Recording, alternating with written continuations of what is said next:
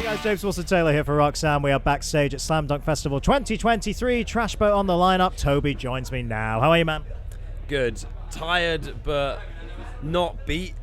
It's just it's been a long few weeks, and I'm doing all of the things that I need to get done, all the important things, all the press, all the meet and greets, all the conversations that I need to have, and then I'm just waiting for that moment until the last thing is done.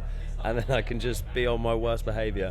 And I thought you were going to say like collapse. I was like, let's see Tobi finding a nice little quiet space of grass to have a sleep. No. I've been so good this whole tour because I don't usually drink that much. Like my thing is I'll pick like one day. Every tour that I go on, there'll be one day where I'm just like, okay, I'm just going to get very, very drunk tonight.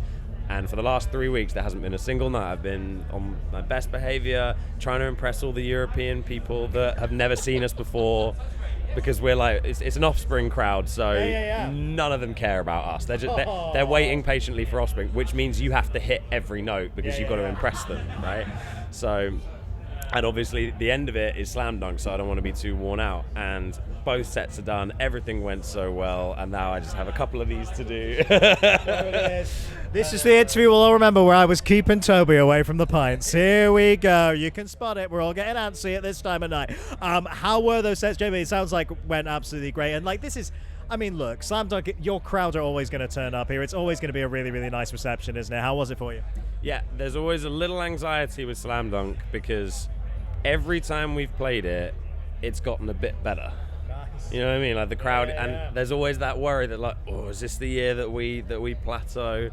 But no, absolutely killed it this year. Main stage, big like space to fill. It was very much full.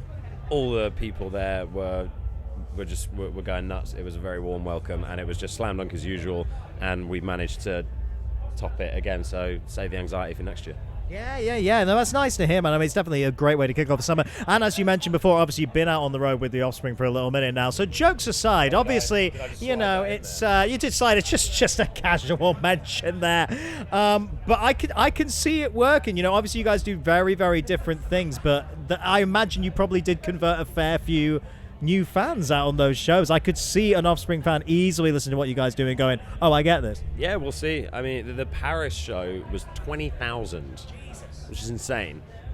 So if we did our job and we impressed them, then there should be at least 15,000 at our next Paris show. There we go. Yeah. That's the aim. That's what we absolutely want to see. Yeah, 15K shows. Let's go. I guess in terms of new music and stuff, last thing will have been the single, right? Delusions of Grandeur? Yeah, so the single that we just put out, it's kind of the same as, like, we put out a single called Synthetic Sympathy, like, years ago. And that ended up appearing on an album, but it was just like a bridging single because we wanted to put out some music. That's kind of what Delusions is. It might end up being on an album, but like if it does, that like we ended up just putting Synthetic on Don't You Feel Amazing just cause. Yeah. And we might do the same thing, but we have a whole other album to put out that we might end up just sticking Delusions on just because. But yeah, there's a whole new album that we're tracking this month. Oh, there we go. I was going to say what kind of stage actually is, but yeah, it sounds like very, very close to the end then. Pretty much done. There's just a couple features, a couple tweaks to be made here and there, but it's ready to go as soon as we get home. You know you can't say the phrase couple features to me without a follow-up question. Let's do the hints. I know you won't give it away, but give me some cryptic clues. Come on. We've been on tour with one of the features quite recently. Okay. One of the features isn't locked in. One of them is, and I've been saying this in interviews, so I have been wanting to see more of this kind of full band collaborative energy. So can you remember when Good Charlotte did the song with Avenged Sevenfold? Yeah. And it was like the whole, like it was like Sinister Gates and Them Shadows, and it was like a 50-50 split, or like, you know, the whole Jay-Z Linkin Park stuff. Sure.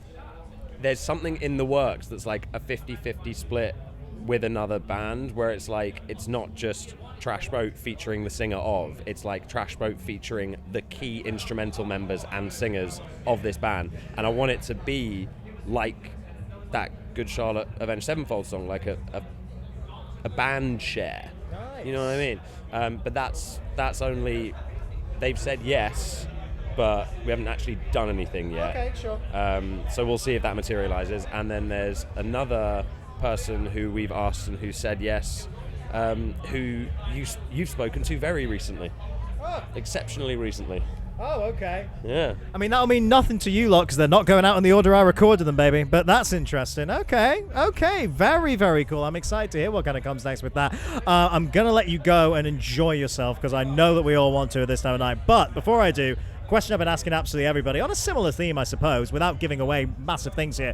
Dream collabs at this lineup, because this is such a stacked slam dunk this year. Is there any bands out there, maybe someone a bit unexpected, who you think, actually, that would be a really good fit? I'll go with Tor as well.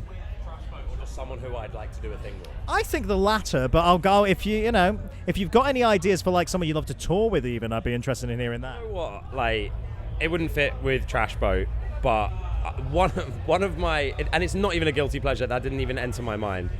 One of my favorite bands on this lineup is Bowling for Soup. Hey. I fucking love Bowling for Soup. I think they are the purest form of pop punk. Yep. I think they are so much fun.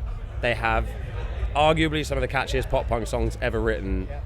And oh god, like if they were just like, we've written this, 1985-esque hit single and we want you to just like sing over half of it, I'd be like, yeah, I'll do that. Like, that would be so much fun. And they're really cool dudes.